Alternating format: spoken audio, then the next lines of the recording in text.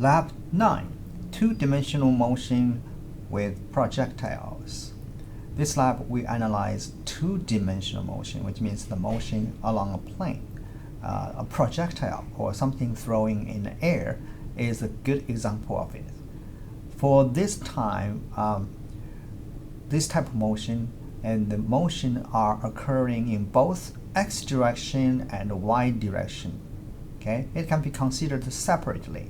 So, in other words, horizontally, an object is in motion, and vertically, and it's in motion as well.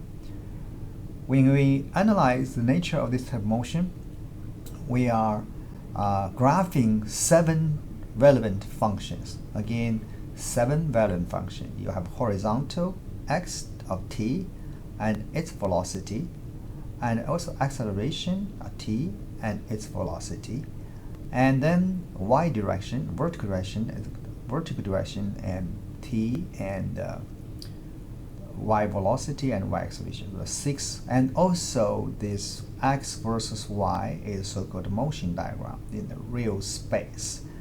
And to accomplish this, you will end up with 7 plots. Okay, make sure you understand each one you produce, right?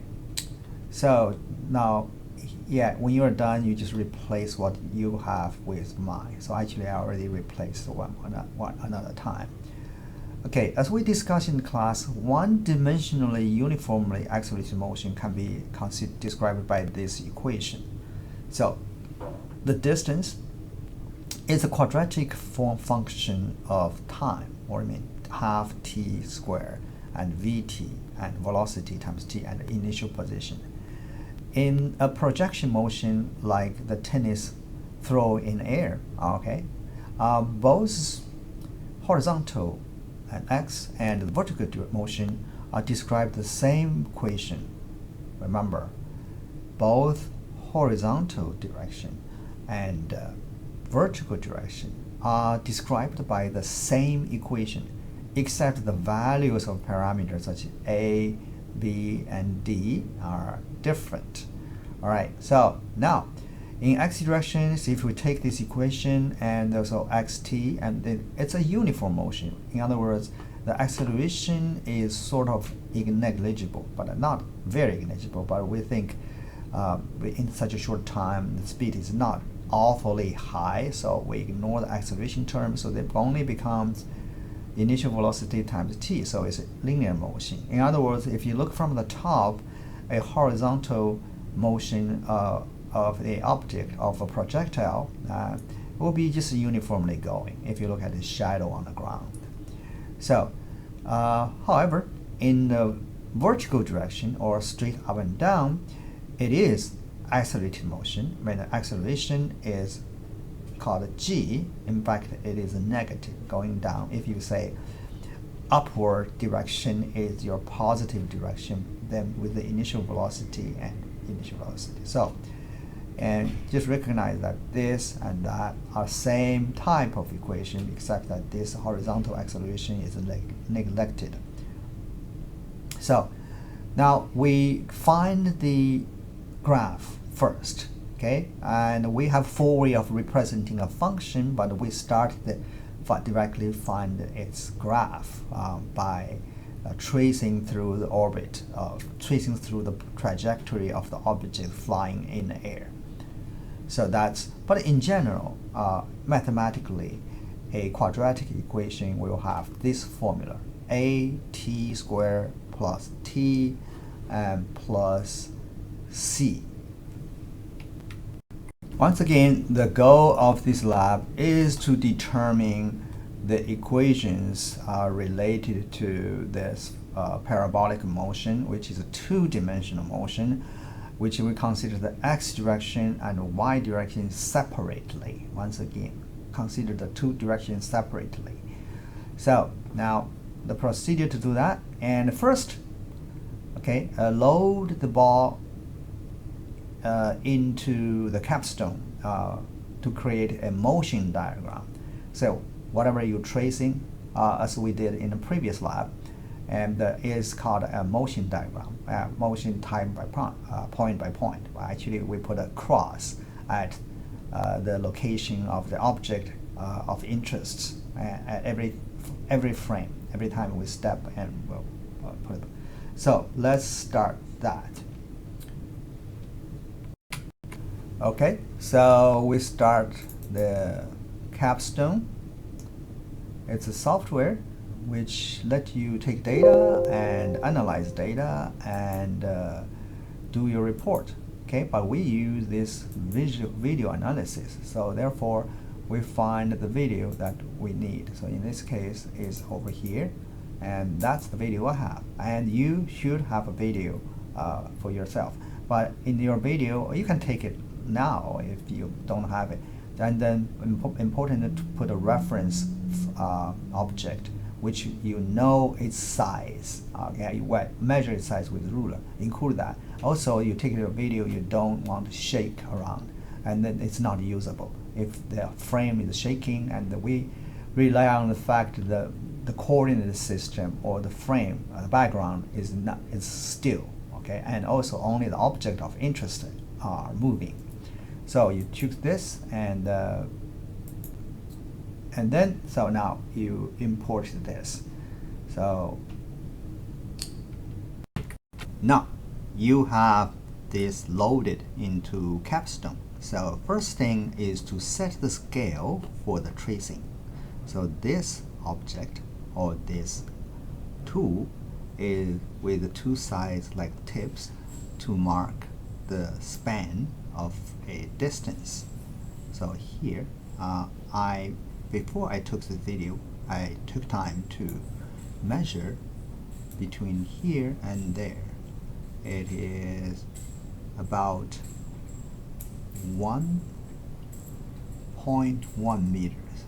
So actually 1.1 meters. So 1.1, not 11, 1.1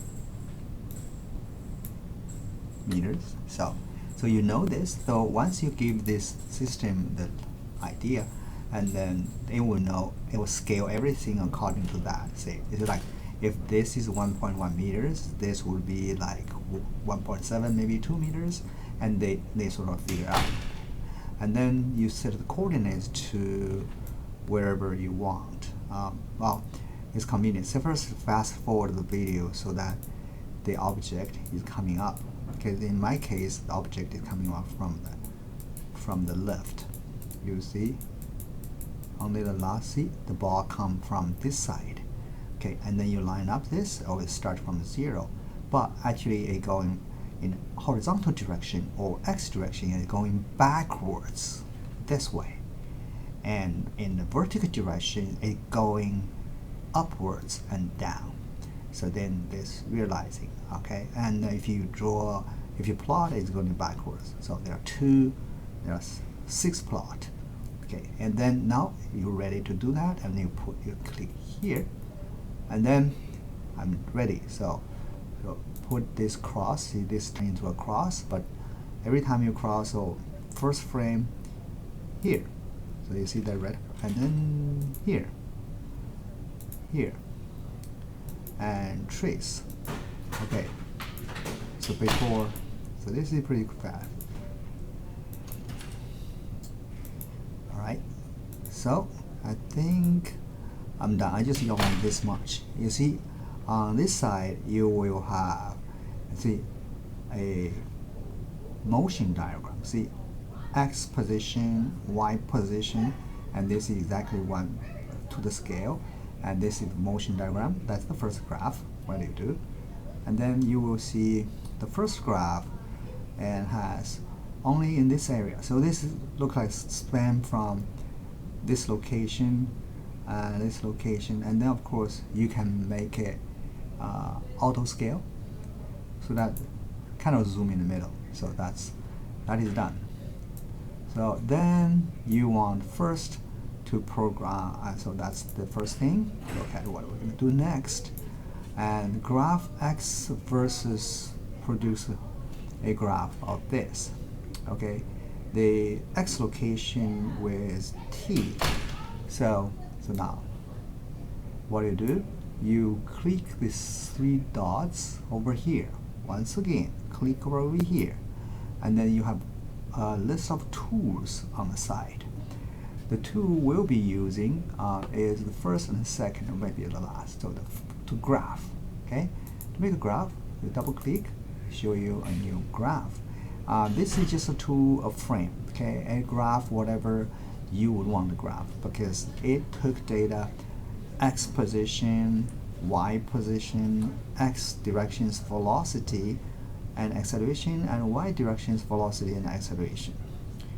So I choose first, I choose x here, which is horizontal. See, versus time. See, very straight. What does that mean?